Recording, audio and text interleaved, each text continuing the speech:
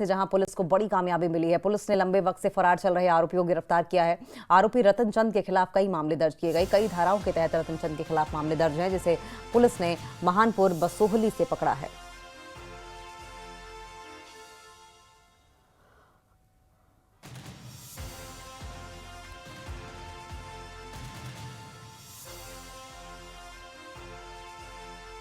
PMGSY विभाग की ओर से भी ये अपडेट सामने आ रही है। रियासी के मोहर गुलाबगढ़ क्षेत्र के कडोरा गांव के लोगों ने सड़क